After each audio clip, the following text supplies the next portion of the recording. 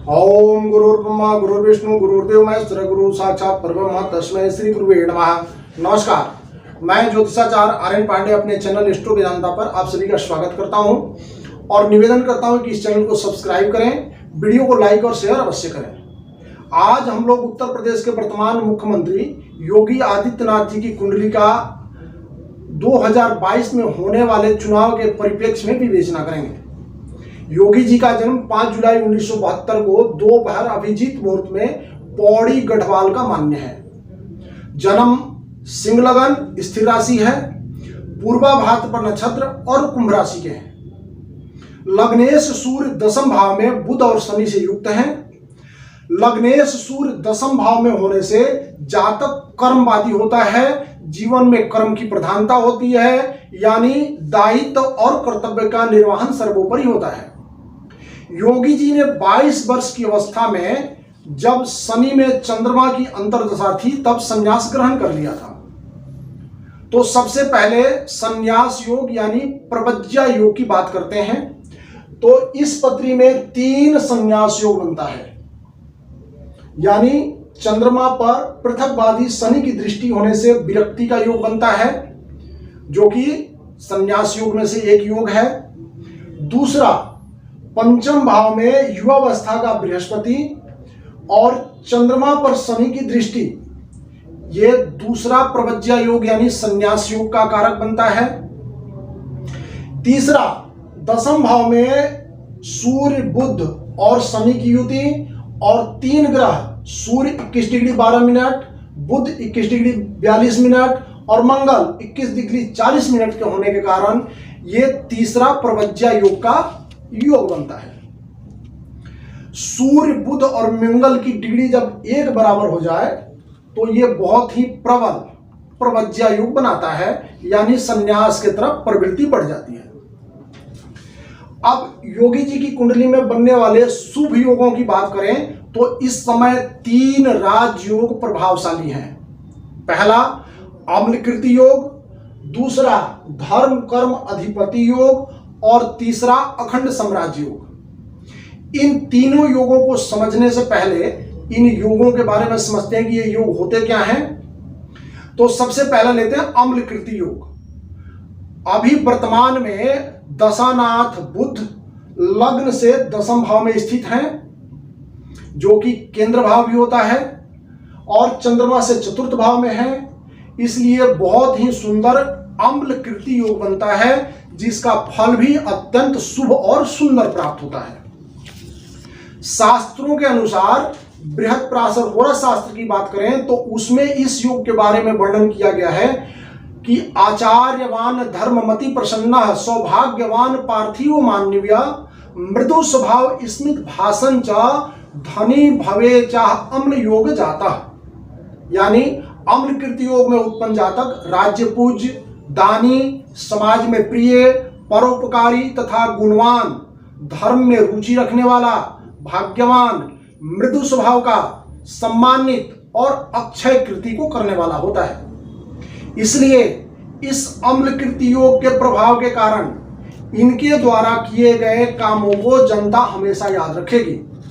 अर्थात जिस भी व्यक्ति के पत्री में अम्लकृति योग होता है उसके द्वारा किए गए कामों को जनता लंबे समय तक याद रखती है। अब दूसरे योग की बात करते हैं, धर्म कर्म अधिपति योग, यानी नौमेश और दशमेश, नौमेश मंगल और दशमेश शुक्र की युति एकादश भाव में हो रही है। इस युति के कारण धर्म कर्माधिपति योग बनता है। जिस जातक के पत्री में योग होता है उस व्यक्ति को सफलता, मान सम्मान, प्रतिष्ठा और ऐश्वर्य प्रदान करता है। इस योग के कारण जातक धर्म कर्म में अग्रणीय होता है और धर्म कर्म के कारण प्रसिद्धि को प्राप्त करता है, जो कि इनके पत्री में बहुत ही सुंदर लाभ के स्थान में बन रहा है। अब तीसरे योग की बात करते हैं। वर्तमान में तीसरा योग प्रभावित है, जिसका नाम अखंड साम्राज्य योग है। लग्न से द्वितीयेश बुध चंद्रमा से चतुर्थ भाव में स्थित है, यानी चंद्रमा से केंद्र भाव में स्थित है, और पंचम भाव में स्वराशि के गुरु होने के कारण यानी द्वितीयेश बुध केंद्र स्थान में, चंद्रमा से भी केंद्र स्थान में, और पंचम भाव में स्वराशि के गुरु होने के कारण अखंड साम्राज्य योग बनता है। ये बहुत ही दुर्लभ और हजारों पत्रियों में किसी एक पत्री में बनने वाला योग है। ये अखंड साम्राज्य योग श्री योगी जी की पत्री के अतिरिक्त वर्तमान प्रधानमंत्री श्री नरेंद्र मोदी जी की कुंडली में भी विद्यमान है। जैसा कि नाम से ही योग का प्रभाव मालूम पड़ता है, अखंड साम्राज्य योग। इस योग से युक्त होने के कारण जातक राजाओं का राजा अर्थात चक्रवर्ती शासक होने का योग बनाता है। अतः योगी जी लंबे समय तक कुर्सी पे विराजमान रहेंगे, इसमें संशय नहीं है। अब मुख्य विषय राजनीति के बारे में बात करते हैं। तो राजनीति जीवन के बारे में बात करें तो 5 बार इलेक्शन जीत करके एमपी अर्थात मेंबर ऑफ पार्लियामेंट रह चुके हैं। पहली बार 1998 में, दूसरी बार 1999 में, तीसरी बार 2005 में, चौथी बार 2009 में और 5वीं बार 2014 में इलेक्शन जीत करके एमपी रह चुके हैं। वर्तमान में उत्तर प्रदेश के मुख्यमंत्री के पद पर विराजमान हैं, जिसका 19 मार्च 2017 को इन्होंने शपथ ग्रहण किया था। 19 मार्च 2017 के दशा की बात करें तो केतु की महादशा थी, उसमें केतु की ही अंतर्दशा थी और चंद्रमा की प्रत्यंतर दशा थी। इस दशा में इन्होंने मुख्यमंत्री का शपथ ग्रहण किया।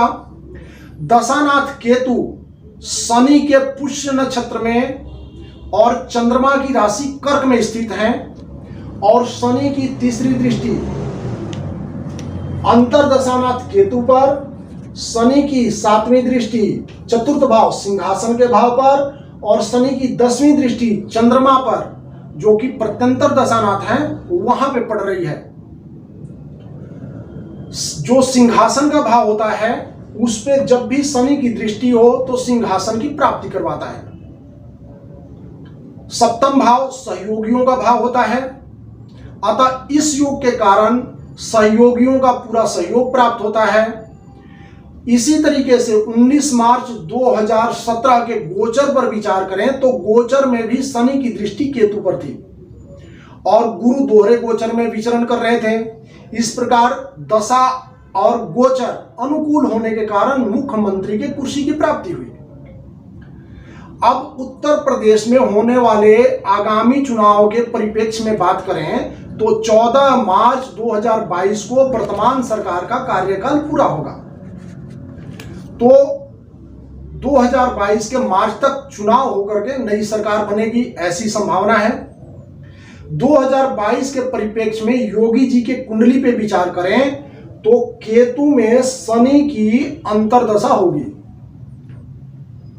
ये 23 दिसंबर 2021 से 1 फरवरी 2023 तक है। प्रत्यंतर दशा की बात करें तो केतु के महादशा में, शनि की अंतर्दशा में बुध का प्रत्यंतर दशा रहेगा, जो कि 25 फरवरी 2022 से 23 अप्रैल 2022 तक रहेगी।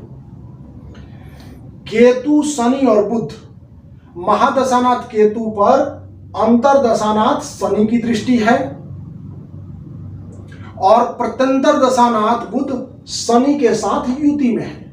इसलिए तीनों ग्रहों का आपस में संबंध है। राहु और केतु का अक्ष 6ठे भाव में और 12वें भाव में है। यदि 6ठे भाव का राहु होता है तो यह शत्रुघ्नता योग बनाता है।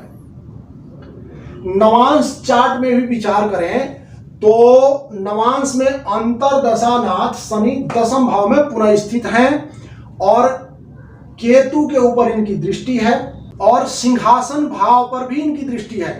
इस प्रकार सिंहासन भाव, अंतरदशानाथ और सहयोगियों के भाव पर, तीनों भाव पर शनि महाराज की दृष्टि है। कुंडली में महादशानाथ केतु द्वादश भाव में शनि के नक्षत्र पुष्य में है और शनि से दृष्ट है। अतः केतु शनि के पूर्ण प्रभाव में है। सप्तमेश शनि लग्नेश सूर्य के साथ 10वें भाव में स्थित होकर 7वीं दृष्टि चतुर्थ भाव यानी सिंहासन के भाव पर, 10वीं दृष्टि 7वें भाव यानी सहयोगियों के भाव पर दे रहे हैं। अतः लग्न जनता और सहयोगियों के माध्यम से सिंहासन प्राप्ति का योग बनता है। लग्न, सप्तम और दशम भाव का संबंध सफल राजनीतिक जीवन के लिए भी श्रेष्ठ योग है।